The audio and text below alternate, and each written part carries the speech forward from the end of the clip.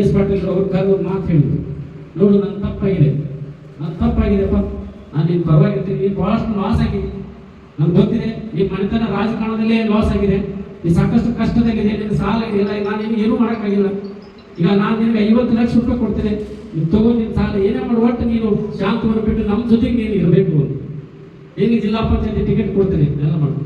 ಅದಕ್ಕೆ ಮಲ್ಲೂರು ಒಂದು ಮಾತು ಹೇಳ್ಬೋದು, ಏನು ಅಂತಂದರೆ ನೋಡ್ರಿ ನನಗೆ ಯಾವುದೋ ರೊಕ್ಕ ಬೇಡ, ನಿಮ್ಮ ಜಿಲ್ಲಾ ಪಂಚಾಯತ್ ಟಿಕೆಟ್ ಬೆಳೆದಿರೋ ಬೇಡ, ಶಾಂತಗೊಂಡು ಒಬ್ಬರು ನಿಮ್ಮ ಜೊತೆಗೆ ಇಟ್ಕೊಂಡ್ರಪ್ಪ, ನಮ್ಮ ಯಾರೋ ಬೇಡ, ನಾವೆಲ್ಲ ಬರ್ತೀವಿ, ಇಲ್ಲ ನೀವು ಒಟ್ಟು ಅವ್ರು ಬಿಟ್ಟು ನೀವು ಬರಬೇಕು ಅಂತ. ಅದು ಭಾಳಷ್ಟು ಜನ ಕಾರ್ಯಕರ್ತರು ಇಲ್ಲ ನಾವು ಗೌಡ್ರು ಹೆಂಗಿರ್ತಾರೆ ಅಲ್ಲಿ ಇರ್ತೀವಿ. ಅದಕ್ಕೆ ಮಲ್ಲೂರು ನಾವು ಒಂದು ಮಾತು ಹೇಳಿದಾಗ ಮಲ್ಲೂರನ್ನ ಕರ್ಕೊಂಡು ನಾಡಗೌಡ ಸಾಹೇಬ್ರು ಭೇಟಿ ಮಾಡಿಸಿದ್ರು. ಭಾಳ ಜನ ಹೇಳ್ಬೋದು, ಇಲ್ಲ ಶಾಂತಗೊಂಡ್ರು ಮುಂದಿನ ಸತಿ MLA ಟಿಕೆಟ್ ಕೇಳಿದರೆ ಟಿಕೆಟ್ ಕೊಡ್ತೀನಿ ಅಂತ ಹೇಳಿದರೆ ಲಾಸ್ಟ್ ಎಕ್ಸಿಟ್.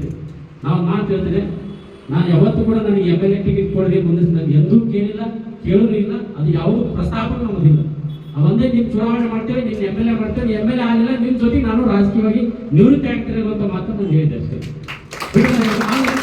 ನಾನು ಕೇಳಿದ ಒಂದೇ ಮತ್ತು ಭಗವಂತನ ಸಾಕ್ಷಿಯಾಗಿ ನೋಡಿ ಸರ್, ಮಲ್ಲೂರು ನಾನು ನಂಬ್ಕೊಂಡು ಬಂದಿದ್ದಾರೆ, ಅವ್ರಿಗೆ ಒಟ್ಟು ಅದು ನಿಮ್ಮ ಜವಾಬ್ದಾರಿ, ನೀವು ಅವ್ರನ್ನ ಮುಂದಿನ ಸತಿ ಟಿಕೆಟ್ ಕೊಟ್ಟು ಅಲ್ಲಿ ಭಾಗದ ಜನರ ಆಸೆ ಇದೆ, ಮಲ್ಲೂರು ನಾವು ಬಂದ ಬಾರಿ ಜಿಲ್ಲಾ ಪಂಚಾಯತ್ ಸದಸ್ಯನ ಆಗಿ ನೋಡಬೇಕು, ಒಳ್ಳೆ ವ್ಯಕ್ತಿ ಅದನ್ನ ಅಂತ ಇದೆ, ಅವ್ರು ಸಾಕಷ್ಟು ಲಾಸ್ ಆಗಿದ್ದಾರೆ, ಅದಕ್ಕೆ ಅವ್ರನ್ನ ನೀವು ಜಿಲ್ಲಾ ಪಂಚಾಯತ್ ಸದಸ್ಯನ ಮಾಡೋ ಜವಾಬ್ದಾರಿ ನಿಮ್ಮನ್ನು ನೋಡ್ರಿ ಅಂತ ಭಾಳಷ್ಟು ಜನ ಹಳ್ಳಿವಲ್ ಕಾರ್ಯಕರ್ತರು ಎಲ್ಲರೂ ನನಗೆ ಹೇಳಿದಾಗ ಜನರ ಇದು ಒಂದು ಮಾತು ನೀವು ಹೇಳ್ತಿದ್ರೆ ನಾನು ಬೇರೆ ನಿಮ್ಮನ್ನ ಏನು ಬಯಸಲ್ಲ, ಏನು ಕೇಳಲ್ಲ ಅನ್ನೋ ಮಾತನ್ನು ಹೇಳಿದ್ದೆ.